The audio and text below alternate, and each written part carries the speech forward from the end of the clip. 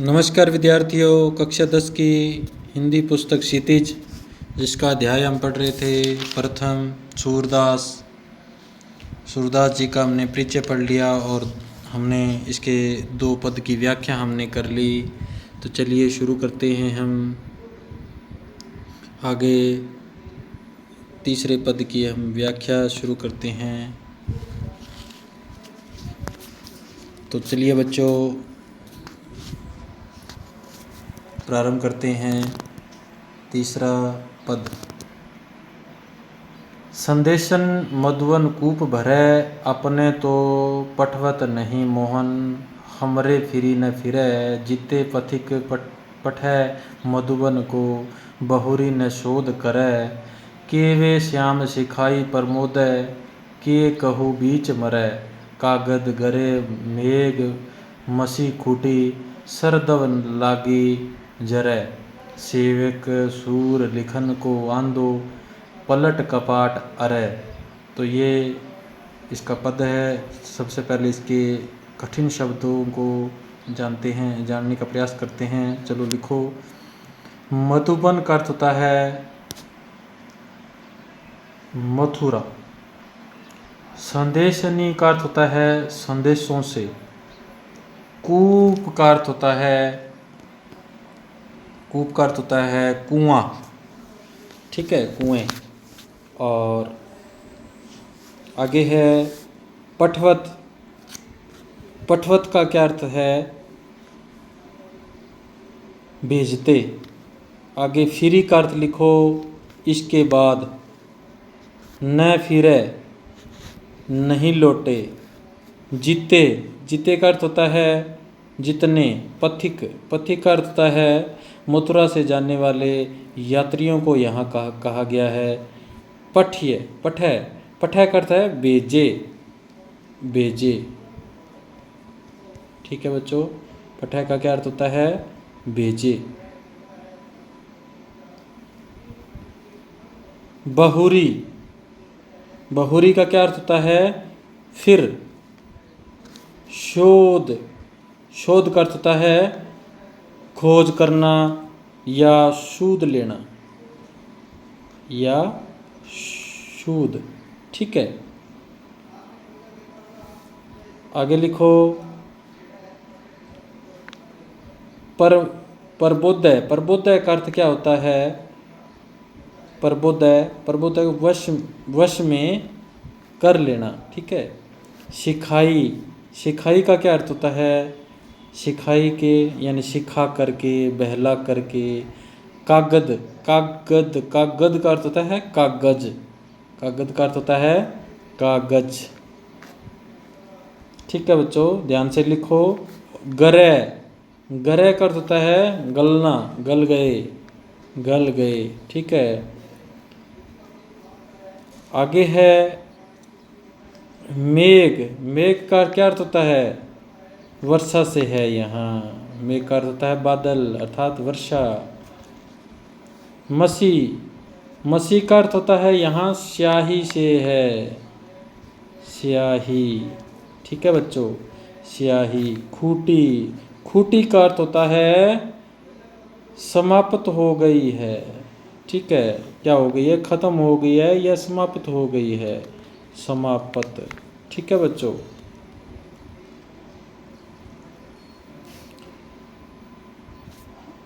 आगे लिखो। Sir. Sir का अर्थ होता है सरकंडे। देखे होंगे आपने सरकंडे, जो खेतों में लगे होते हैं। ठीक है बच्चों, सरकंडे। सरकंडे को जब सही करके उसे, ठीक है, तो उनके जो तीर है उनसे क्या बनाए जाते थे? कलमें बनाई जाती थी। तीरों से कलमें बनाई जाती सरकंडों से। ठीक है, आगे इसके अर्थ लिखो।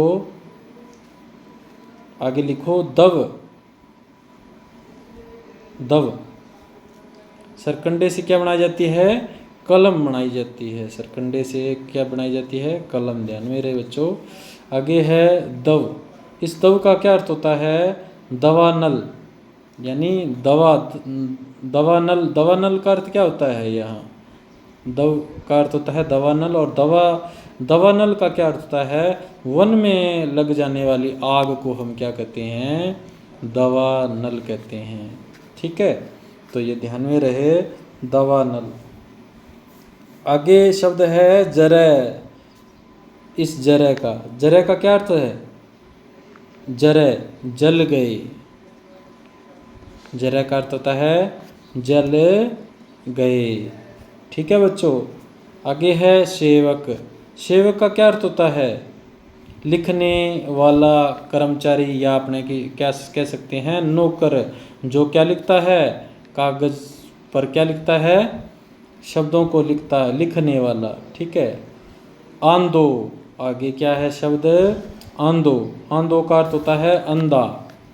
कपाट, कपाट का क्या अर्थ होता है? किवाड़ को कहते हैं, किवाड़, किवाड़। ठीक है। अरे, अरे का अर्थ है अड़ गए हैं, अड़े हुए हैं, या कह सकते हैं यहाँ बंद हो गए हैं। ठीक है, इसके दो अर्थ है, बंद हो गए या अड़ गए हैं। तो आपने कठिन शब्दों को लिख लिया होगा। तो चलिए हम शुरू करते हैं आगे इसकी व्याख्या। संदेशनी मधुवन कूप भरै। यहाँ जब गोपियाँ श्री कृष्ण के उपेक्षा कर्ण व्यवहार पर चोट करते हुए वो कहती है कि उन्होंने अब तक इतने संदेश श्री कृष्ण के लिए भिजवाए हैं, ठीक है, कि उनके सारे मथुरा के जितने भी कुएं हैं वो भर गए होंगे। कूप भरे अर्थात कुएं, कुएं भर गए होंगे। कुएं क्या है? मधुवन अर्थात मथुरा के संदेशनी अर्थात संदेशों से भर गए होंगे। ठीक है बच्चों, ध्यान में रहे। आगे है अपने तो पटवत नहीं मोहन हमरे फिरी न फिरे। मथुरा के जन जन को हमारे संदेशों का पता चल गया होगा, ठीक है, लेकिन श्री कृष्ण जानबूझकर हमारी अपेक्षा कर रहे हैं। वे अपने संदेश तो भेजते नहीं और हमारे द्वारा संदेश लिए गए लोग भी इधर लौट कर नहीं आए। ठीक है, और आए ऐसा लगता है कि श्री कृष्ण को सिखाकर अपने साथ सबको मिला लिया हो। ठीक है बच्चों, तो जितने अपने को पठवत नहीं, अपने जो संदेश है उन्हें तो भेजते नहीं। कौन? मोहन, श्री कृष्ण। और हमरे फिरी न फिरे, और हमारे संदेशों का क्या है? उत्तर नहीं देते, अर्थात हमारे संदेशों का जो जवाब है उन्हें नहीं भेजते। ठीक है, जवाब नहीं देते, संदेश नहीं भेजते हमें। जिते पथिक पठै मधुवन को, अर्थात जितने यहाँ पथिक मथुरा जाने वाले क्या है? यात्री को बहुरी न शोध करे, उनको हम क्या भेजते हैं? संदेश देते हैं, और वो कोई भी हमारे संदेश की सूध नहीं लेते हैं। ठीक है बच्चों, क्या नहीं लेते हैं?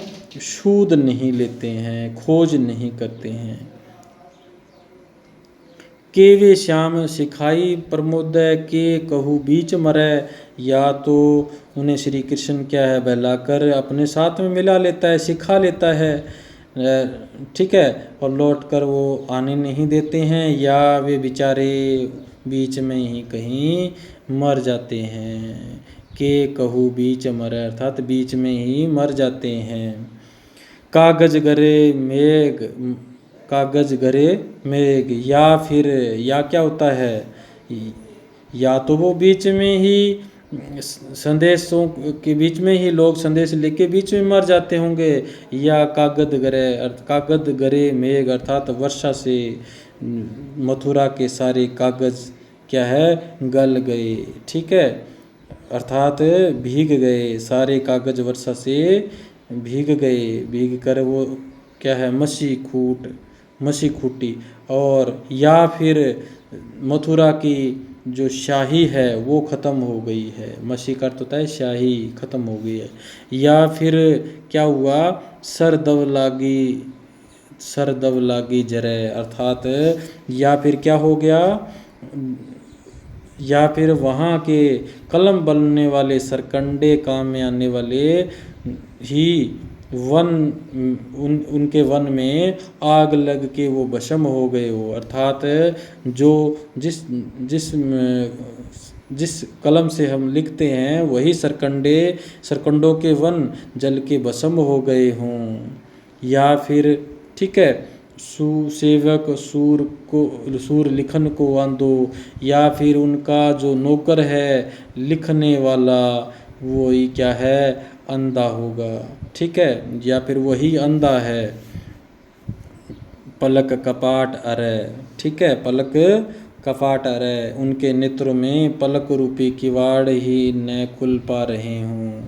ठीक है, अर्थात कृष्ण के पत्रों का उत्तर लिखने वाला सेवक ही अंधा हो गया हो, अर्थात उसके नेत्रों के पलक रूपी किवाड़ ही न खुल रहे हों, और इसमें से कोई न कोई कारण तो अवश्य रहा होगा, तभी सारे संदेशों का उत्तर हमें अभी तक कोई भी नहीं मिला है। ठीक है बच्चों, तो यहाँ जो गोपियाँ हैं क्या कर रही है, श्री कृष्ण के उपेक्षापूर्ण व्यवहार पर चोट कर रही है। ठीक है, जितने भी अब तक उन्होंने संदेश श्री कृष्ण के लिए भिजवाए हैं, तो या तो भिजवाए हैं उनसे सारे मथुरा के, या तो सारे कुएं भर गए, इतने इतने हमने यहाँ से संदेश भिजवाए हैं, या फिर लोग वहाँ क्या कर रहे हों, उन्हें श्री कृष्ण ने उन्हें जो संदेश लाने वाले हैं उन्हें